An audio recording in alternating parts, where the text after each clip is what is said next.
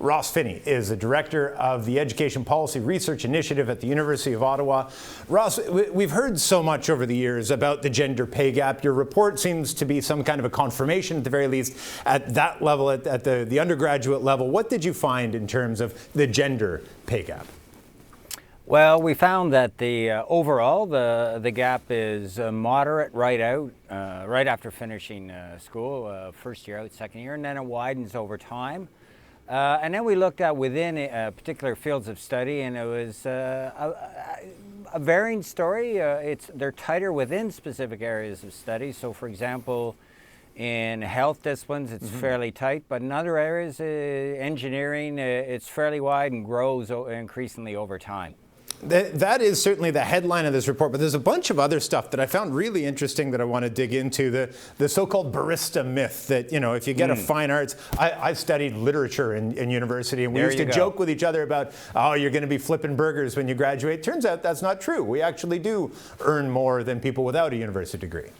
No, in fact, you could probably go around a lot of rooms of a lot of high-performing people, and they say, what did you study? And most people are embarrassed. They say, well, it's something like that, English literature or philosophy or something like that. And there's no connection to their studies that's obvious, but they've done very well. And I think, yes, across the board, engineering students did the best, math and computer science. But the humanities, the social sciences, they did pretty well too. 8 years out of study, out of university, they were making in the high 50s, close to $60,000 on average.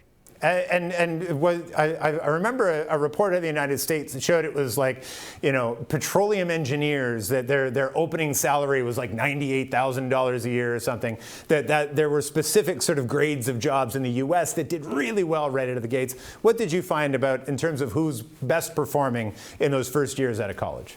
Well, as I say, we looked at both university and college graduates. And yes, the engineers did best of all. 8 years out, they were averaging $100,000 a year. Wow. But nevertheless, those in the other fields of study, the humanities, social sciences, where actually the majority of students are, they did pretty well too. So the question, they were making, as I say, in the high 50s.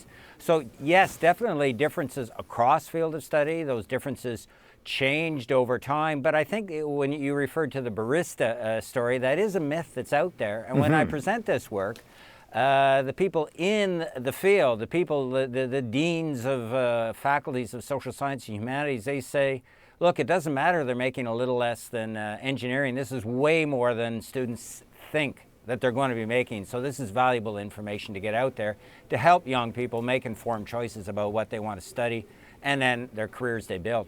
And yet the raw numbers aren't particularly new in that, you know, I remember somebody reminding me that, well, you'll make more than, you know, Joey down the street who isn't going to university at all. How hard is it to actually take this information and then get it through those myths and get it into people's heads and really resonate? Well, you're absolutely right. People who work in this area, people who are the experts, this is not a surprise. What we've done, though, is a little different. What we've done is taken data from 14 colleges and universities. They've given us their data on students. Those data were sent to Statistics Canada. They were linked to tax data. And so this hasn't been done before. And we were able to follow their earnings in the tax data. And what was interesting, we can do it year by year, first year after graduation, second year, third year. So track them very carefully on that basis and look at different sets of graduates from 2005 through 2012. So our approach is a little different. Sure. But the results, you're absolutely right. They're not all that different. They're consistent with what other data sources have shown. They're just a little bit more accessible, more precise, more detailed. And actually, one of the things we're trying to do is put this into formats that people will be able to access so they don't have to read the whole 60-page research report. By all means, read it. It's a great report. We put a lot of work into it. But if you go to our website at the University of Ottawa, www.epri.ca,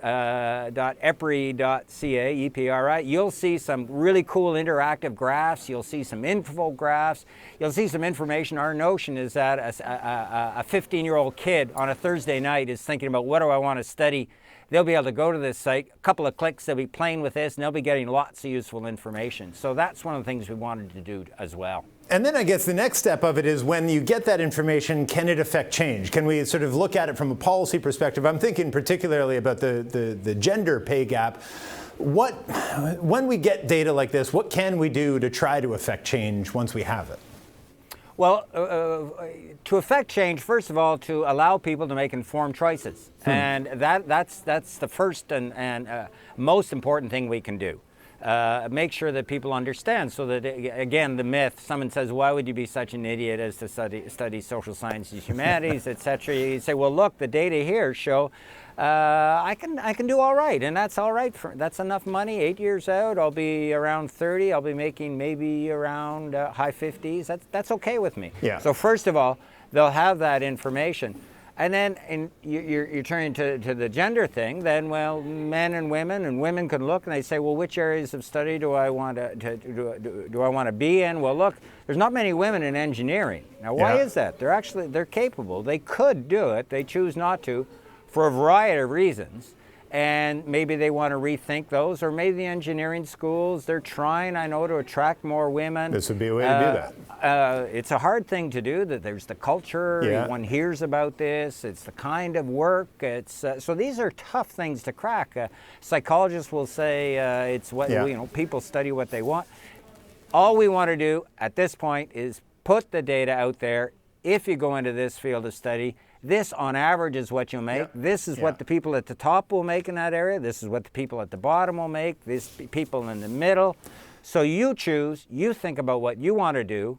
I personally would urge people to think about doing what they like to do, they enjoy doing, because first of all, that's a good day when you go to work and it's something you want to do. Indeed. Secondly, you'll probably do well at it, and then you will. What is it you studied? Literature? Yeah. Yeah, you like literature, and look where you are now. You're doing okay, right? I did all right. Yeah, and if you had gone into engineering, what would have happened? Well, who knows? You might have done okay, but you might have crashed and burned. I might well have. All right. Well, listen, these data are really cool. We appreciate you coming on the show to talk about it. Thanks for this. It's been a great chat. My pleasure. Thanks very much.